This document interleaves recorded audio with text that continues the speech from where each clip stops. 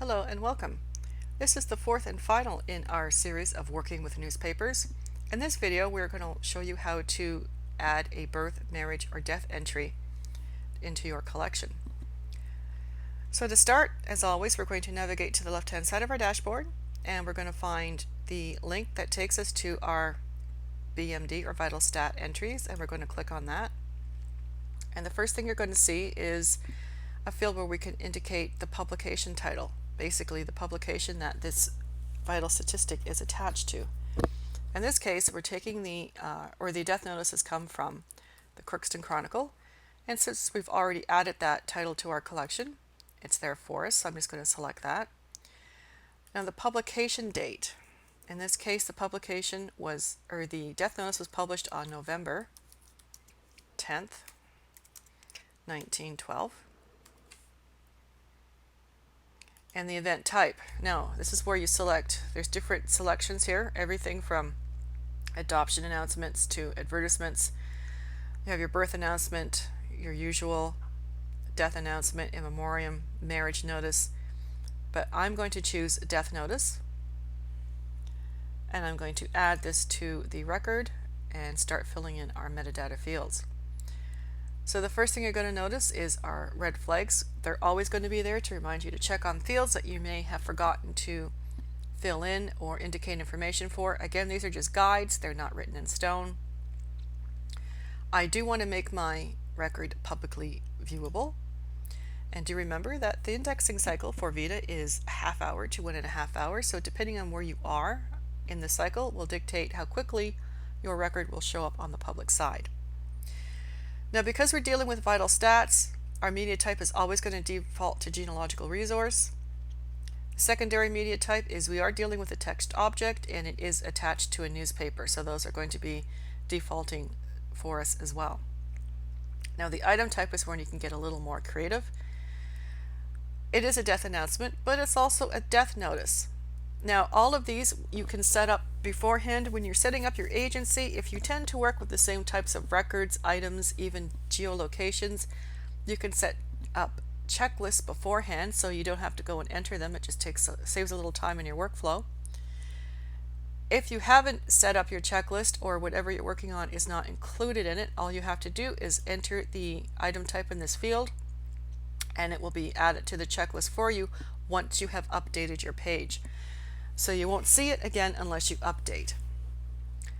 Okay, moving on to the names. Names are always important when you're dealing with genealogical resources, so as much information as you can provide is the best practice. So in this case, the last name of the individual in question is Phillips. The first name is Elizabeth. Now, as always, if you can have maiden names of any females or women that you're dealing with, that's just, the jackpot for genealogists. And I happen to know that the maiden name of this particular individual is Irwin. And just for consistency's sake, or sometimes perhaps they were known by a shortened name or a different name before they married, you can add that here, but in this case it's the same. Now notes, again, if you're not sure what information goes in this field, just click on the little help icon and it will give you some information about the type of information to provide here. I don't have anything to put in here, so I'm just going to leave that blank for the time being. We know that the publication that this death notice is attached to is the Crookston Chronicle, and here's the date of the publication. Now when you're dealing with marriage, death, birth, quite often, actually most of the time, the publication date will not always coincide with the day of the event itself. So this field is where you want to put in the actual event date. In this case, because it's a death, let's say it happened 5 days before, so I'm going to indicate that the date of the event is November 5th,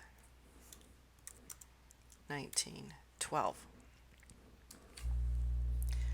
Okay, other fields that are really great access points if you have the information is the edition, the section, the page, and the column where this particular announcement can be found in the issue or the publication. A great access point if you can add that information. Great.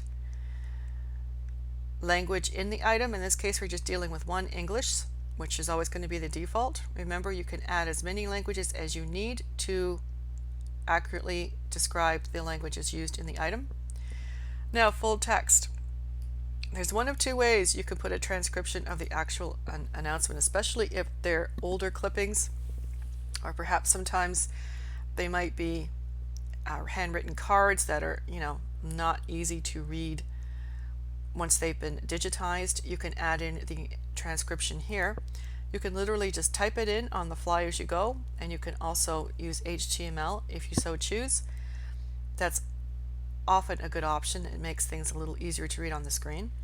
I happen to have my transcription saved, and I'm going to go in and grab it right now.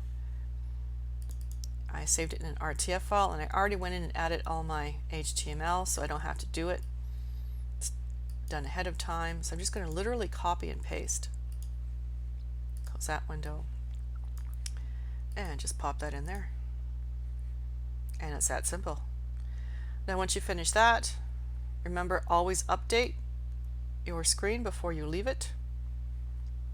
And let's see what we have so far. Well, here's my transcription. You can see with the HTML I've added, it's really easy to read on the screen. And there's all the metadata I've added, including my searchable names. So anything that I have aggregated under Phillips, if I click on that name, I don't have anything under there now, but anything I had there would all be in one place. It's like one-stop shopping. Okay, so the next thing we want to do now that we have everything added in is we want to go and we want to geomap this. Now again, when you're setting up your agency, you can create checklists if you tend to use the same locations over and over. None of the ones I need are here, so I'm going to go and add them. So I know there's 3 locations that are mentioned in this particular announcement. There's Spokane, Washington, there is Crookston, Minnesota, and there is Toronto, Canada. So the first thing you want to do is go and make sure that the constraints, that the locations you want are correct.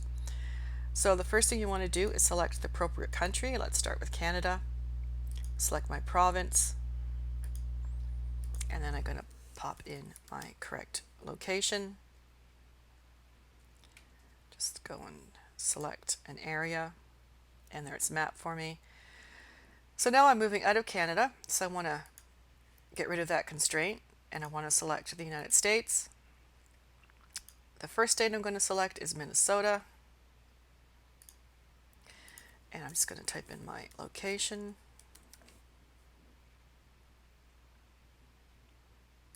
There we are. And the last one is still in the United States, but a different state, in this case Washington. And I'm just going to type in Spokane.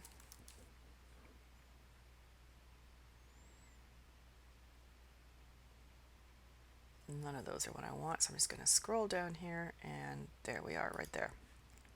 Okay, so there's my areas. When you're working with genealogical resources, especially when you're working with family histories or anything, especially vital stats, if you can map locations, it's just another great access point, and it's just another bit of information that you can provide. So that's one of the beauties of VITA, is being able to kind of literally map up out the journey of a family, or in this case a particular individual. Okay, so I have my selections. I'm going to update before I leave my screen. Now, just remember that there's the admin screen. I'm not going to belabor this too much because I cover it in my initial managing records in VITA, and also in most of our others. A lot of these workflows you'll find as you start working are going to be familiar. Most of the fields will be the same. It's just you'll find nuances when you're dealing with different item types and media types. So as we know, we can indicate the language of description. In this case, you can only choose one language at a time. In this case, English, so I'm obviously going to choose that. And if you have a unique number or a unique identifier attached to the record, here is where you would pop it in here. Remember, it's publicly viewable and clickable, so if you have the information and it shows up on the public side, all people have to do is click on that, and it'll take them straight to the specific record. You can also theme your collections. Again, it's a great way to aggregate your different items. And you have different fields here that are both private and public display. Public display, obviously, if anything you put in here is going to be viewable on the public side. If you want to collect information on donors, custodial history, or locations, and you don't want them publicly viewable, they're for your collection management purposes only, then just make sure you're using the correct window. If you're not sure if something is private, as in custodial history, just click on the little help icon and it will tell you whether or not this is viewable publicly. Okay, you can also indicate reproduction notes, your permissions, which you will have set up when you're setting up your agency, and also your terms of use and your copyright. So once you've entered in all your information, again, update your screen and you can move on to the next. Now groups, as I've mentioned before, aggregating your items into various groups is just really good collection management practice. It'll also really make creating virtual exhibits, slideshows, or special groups down the line really simple. Literally, you will just go into your group and you will pull all the items you want to use to create, say, a virtual exhibit. In this case, I'm going to put all my stuff under birth, marriage, and death, so I know they're all aggregated in that group. So I don't have to search beyond this if I want to do something special down the line. Okay, updating my screen. And the last screen we will work on is links. I again explain this in more detail, and also you can find more information in our manuals. Basically, if you want to point out to an external website, perhaps you have an overarching website for your organization and the VITA site is just a small part of that. All you have to do is put the name of the website here, indicate the URL. You can even grab the URL for representation for the site, and you will add it by clicking on this button, and it will all display down the right hand side of your menu. So again, it's quite simple. So what do we have so far? Well, we've mapped our death announcement now. We have our transcription and we have all our metadata, including clickable links for name and areas. But there's one more thing I want to do. If you're fortunate enough to have an actual image or representation of the announcement itself, then you can add it. You can add it at the beginning, or you can go back in and add it should you come across it at a later date. So as always, you're going to go into your file text screen, associate file with this record.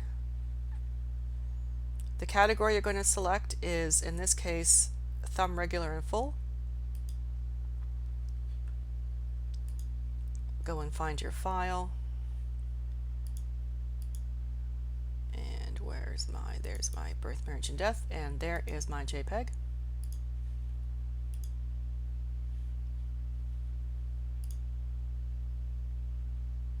And you can see it's been added. So now if we go to the public site of it to see, there's your actual clipping, and there's the rest of the information that you've already added. So as you can see, adding a birth, marriage, and death or a vital stat is very easy. And the amount of information you can provide is just endless. I find the geomapping particularly useful. Now, for whatever reason you want more detail, please do remember that we have our VITA help site where our manuals are loaded, and we have the working with newspapers. You can download the complete manual, or you can just choose the section you're working on.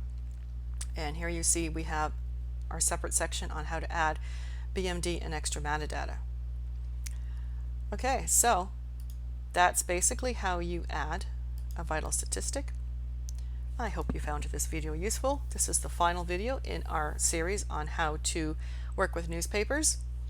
Again, if you have any questions or you have any issues technically, please contact us at help@vitatoolkit.ca. I hope you found all these videos useful.